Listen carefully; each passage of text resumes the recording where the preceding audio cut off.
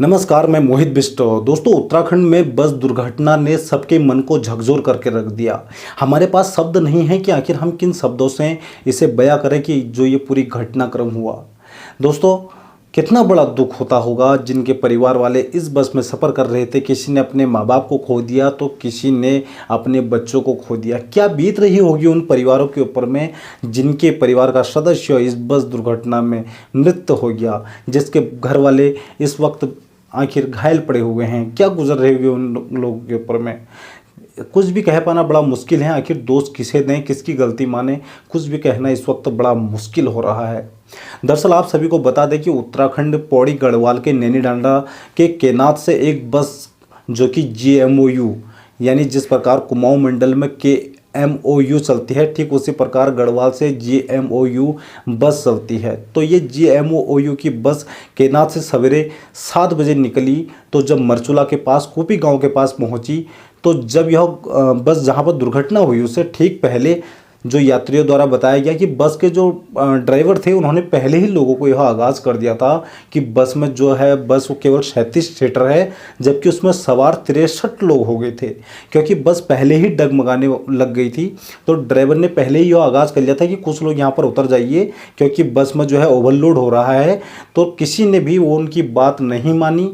जब वह बस बार बार डगमग कर ही रही थी और अचानक से इस बैंड पर जब आती है तो बस दुर्घटनाग्रस्त हो जाती, यानी 650 फीट नीचे चली जाती है सड़क से, जिसमें 28 लोगों की मौके पर ही मौत हो जाती है, जबकि 8 लोगों की रामनगर हॉस्पिटल में डेथ हो जाती है, जिसमें टोटल मृतकों की संख्या 36 हो गई है। जिसके बाद में 6 लोगों को एयरलिफ्ट करके ऋषिकेश एम्स ले जाया गया। बाकी कुछ लोगों को हल्द्वानी सुशीला तिवारी, बाकी 9 लोगों का उपचार रामनगर हॉस्पिटल में ही चल रहा है। जिसमें आज पूरे देश के जितने संवैधानिक पद पर, चाहे वो राष्ट्रपति हो, प्रधानमंत्री हो, उत्तर प्रदेश के मुख्यमंत्री योगी आदित्यनाथ हो, उत्तराखंड के मुख्यमंत्री पुष्कर धामी से लेकर तमाम जितने संवैधानिक पद पर हैं, सभी लोगों ने अपने ट्विटर अकाउंट यानी X पर शोक व्यक्त किया है, संवेदना व्यक्त की हैं। सभी लोगों ने बड़ा गहरा दुख जताया है, जिसमें उत्तराखंड के मुख्यमंत्री ने मृतकों को 4-4 लाख रुपए देने की घोषणा की है, वहीं घायलों को 1-1 लाख रुपए देने की घोषणा की है। वहीं इस पर एक्शन लेते हुए मुख्यमंत्री ने पौड़ी गढ़वाल और अल्मोड़ा के RTO को भी निलंबित कर दिया है कि उन्होंने कहा कि आखिर किस प्रकार इतने सीटर में इतने ज़्यादा लोग सवार कर रहे थे। और अब ये कुछ दिनों तक लगातार चलते रहेगा, सिस्टम में कुछ दिन सुधार आएगा, लेकिन फिर कहानी अपनी जगह, क्योंकि हम तो देखते हुए आ रहे बचपन से। एक इस चीज़ की कहानी हमसे पूछिए, क्योंकि हम इन पहाड़ों में ही हमने जन्म ले रखा है और ऐसे हालात हम आज से नहीं बल्कि बचपन से ही देखते हुए आ रहे हैं। हमें वो दौर भी याद है जब वर्ष सन 2005 के टाइम पर एक ट्रक दुर्घटना हुई थी सल्ट में ही, जिसमें 50 से अधिक लोगों की मौत हो गई थी। और ऐसे ही एक बस दुर्घटना अल्मोड़ा जाते वक्त भी हुई थी, जिसमें पूर्व मुख्यमंत्री हरीश रावत के सुपुत्र की भी उसमें मृत्यु हो गई थी। ऐसे न जाने कितनी दुर्घटनाएं उत्तराखंड में आए साल होते रहती हैं। आखिर किसकी नज़र लग गई है उत्तराखंड को, जहाँ एक तरफ दैविक आपदाएं आती हैं तो दूसरी इस प्रकार की कई सारी अनहोनी घटनाएं भी हो रही हैं। तो आखिर गलती किसकी माने, आखिर किसको इसमें दोष दें? क्या उस ड्राइवर की जिसने उन लोगों को बैठाया? जी नहीं, क्योंकि वो तो अपना एक फर्ज अदा कर रहा था जो आज अपनी ज़िंदगी खुद गंवा गया। या फिर उन सवारियों की जो इसमें इतने ज़्यादा भर गए, जी उनकी भी नहीं मान सकता, क्योंकि हर किसी को अपनी मंजिल पर जाना होता है और इस भागदौड़ भरी ज़िंदगी में हर कोई चाहता है कि वो जल्दी से जल्दी अपनी मंजिल तक पहुंचे और जल्द से जल्द जाए। यही कारण था कि 36 सीटर बस में 63 लोग सवार हो गए, जिसमें से आज 36 लोगों ने अपनी जान गंवा दी।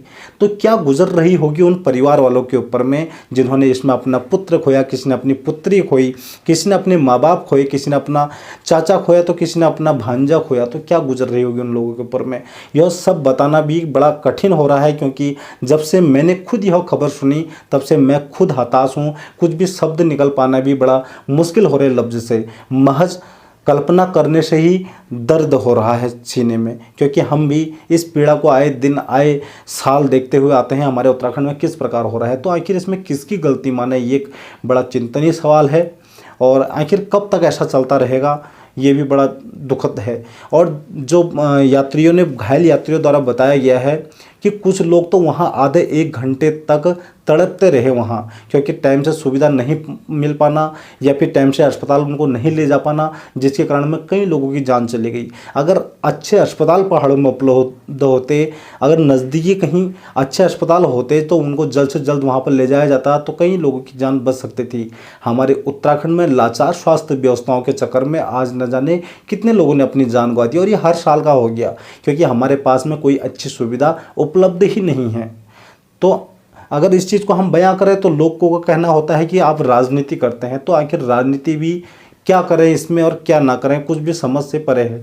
क्योंकि ये जो हृदय विदारक घटना है इसकी कल्पना तो हम कर सकते हैं, लेकिन जो पीड़ा है ये उनके परिवार वाले ही जान सकते हैं। उनके परिवार वालों से पूछिए कि उनके अंदर कितना दर्द भरा है, किस प्रकार वहाँ चीख पुकार मची हुई है। जब उत्तराखंड के मुख्यमंत्री रामनगर हॉस्पिटल में पहुंचते हैं तो उनको मुख्यमंत्री पुष्कर धामी हाय हाय के नारे लगा जाते हैं, क्योंकि उनके दिल से निकली हुई करा है, उनके दिल से निकली हुई दर्द बयां हो रहे हैं।